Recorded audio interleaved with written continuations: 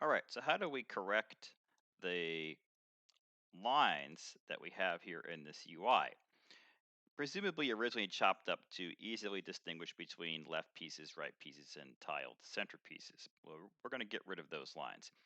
There are two ways of doing this. There's a way that you would do this if you had a layered PSD document that had all the buttons on separate layers.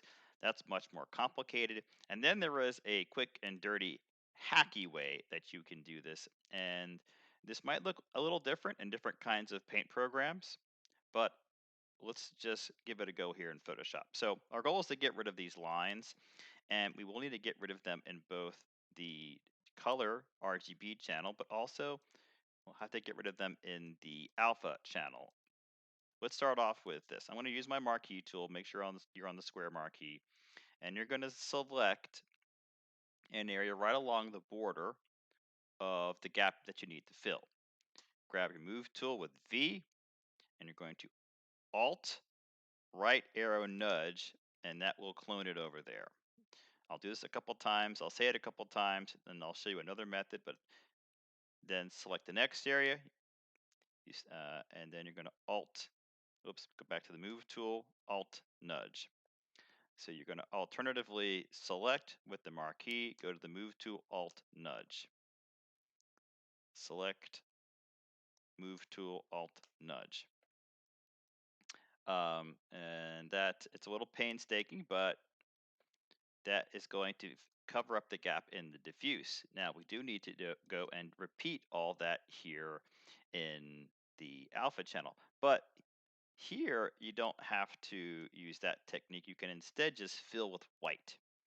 So you can hit D for default colors, make sure that white is showing, and you can Shift F5 fill with your foreground color white, and that will fill in that gap.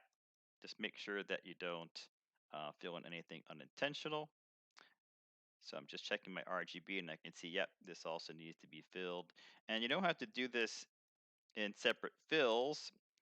For each line, you can select a bunch of areas and fill a couple of these gaps at once.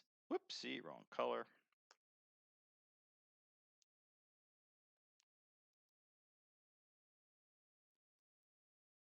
Fill.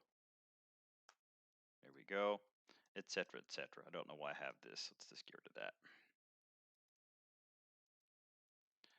Okay, so when you're done editing the alpha channel to get rid of all of these gaps, and you're done fixing them in the RGB base layer, you can go ahead and save your Targa over the existing Targa files that are available.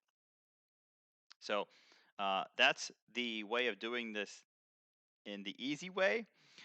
If you have a PSD, there are some other considerations or a layered PSD that make this more difficult, but give you the flexibility to keep your layers. So I'll record that in a separate video. All right, good luck.